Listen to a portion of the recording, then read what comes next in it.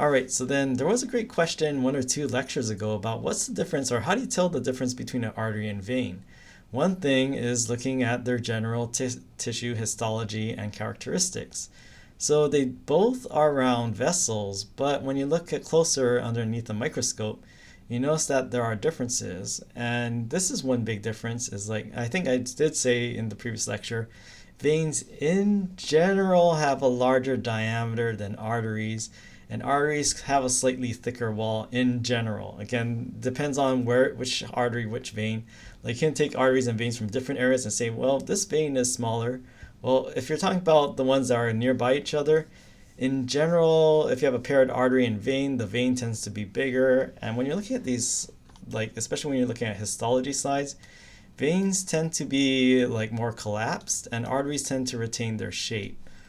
If you look at it, there are 3 different layers that are in common between the arteries and the veins. So what we have, and I think this is also the Martini version, which is very similar to the OpenStax version, but it has this nice comparison. That's why I still include it. It kind of tells you how to different general characteristics that differentiate between artery and a vein. And there's other things as well, like actually I had trouble finding a real good picture. Yeah, veins do scatter light differently and they look more bluish, but it's really hard to come across. I think it's easier to see if you're in like looking at a real example than if you're looking at a picture. It doesn't quite come out as well in pictures. And when we talk about blood pressure and hemodynamics within vessels, arteries have more pressure and they're closer to the heart. So you can actually see the movement through the arteries. The pulse is more relatively visible in arteries. Veins, not as much. Yeah, so there's many different things. So it is hard to tell, but I think one of the best things is just kind of seeing it in person.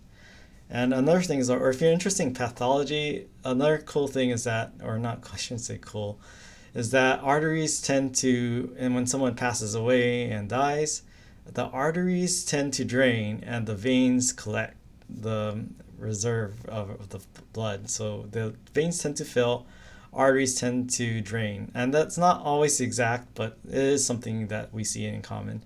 And another general thing, it's not a hard and fast rule, but what are we seeing here? Are we seeing arteries or veins? Yeah, so then this is the thing about veins. Now, this isn't always true, but veins tend to be more superficial than arteries.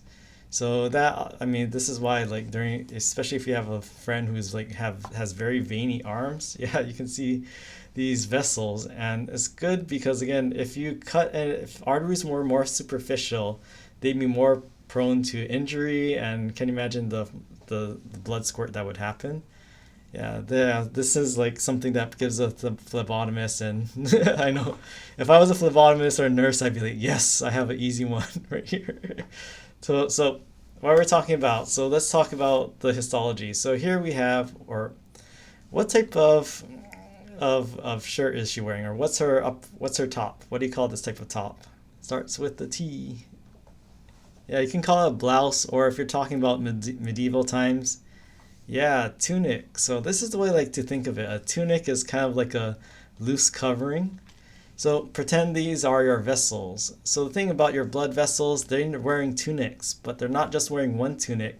They're wearing different types of tunics. So there are 3 different types of tunics that your blood vessels wear. So starting from the most innermost, the Tunica Intima. So when you, in the before times, or at least if you're living with family or friends, your inner circle, your intimate circle, that's the most closest to you, right? So the Tunica Intima, this is the closest towards the center and the inside of a blood vessel. So the Tunica Intima, this is the undergarments. This is the most intimate. Then you have the Tunica Media. So the way I like to think of it, medium is in the middle. So this is the middle tunic. So you have a Tunica Media. Now you have the most outer tunic, and that's your Tunica Externa. Just like external means the outside, Tunica Externa is the most outer of the Tunica Intima, the most innermost, and the Tunica Media is in the middle. This is the same regardless of whether it's an artery or a vein. So you have 3 tunica layers, but The other cool thing is that these tunica layers are continuous. Even they don't just like stop at one vessel and start up again at the next vessel. These are continuous between the different layers. So what we have here is Tunica Intima. So this is why I'd like to think of blood vessels. They wear three different tunics. You have the Tunica Intima, that's the most intimate and the innermost tunic. Then you have your Tunica Media, that's the one in the middle, just like medium means like medium size in the middle. And then Tunica Externa, that's the outermost, the most external of the tunics. Yeah, so media, yeah, so Spanish media is also middle. Yeah, it comes from the same Latin roots. All right, so then both arteries and veins have these three tunics, right? But the thing is that arteries and veins have different functions. So remember, arteries in general arteries and veins are directions. Arteries carry blood away from the heart, veins carry blood toward the heart.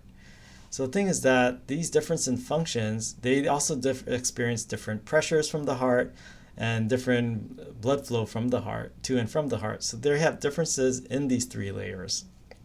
So with the Tunica Intima, here on the left we have the artery, here on the right we have the vein.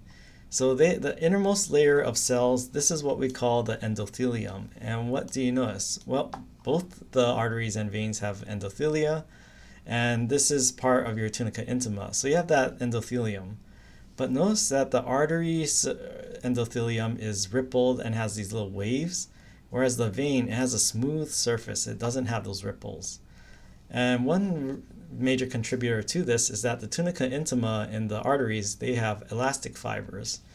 So another way, why do I think it, or so how do you know, or how do you remember that which one is rippled, which one isn't? Well, the one that has the elastic, and if you have any sort of like elastic clothing with elastic bands, well, when the elastic is relaxed, what happens to that elastic band? Notice that even though if you stretch out that clothing, it'll get smooth, but when you let it relax and let the elastic contract, then it starts to make a rippled surface, right? So this is why the endothelium of the artery has this rippled surface. It's due to this internal elastic membrane that a vein lacks. So no elastic band, you don't have this bunching up right here.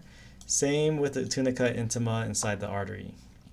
So yeah, this is one, and this is another way to determine, like if you're looking at histology, you're taking out context from the whole body. So this is another way, if you're pathology or histotech, or you can look at say something and say it's a artery or a vein.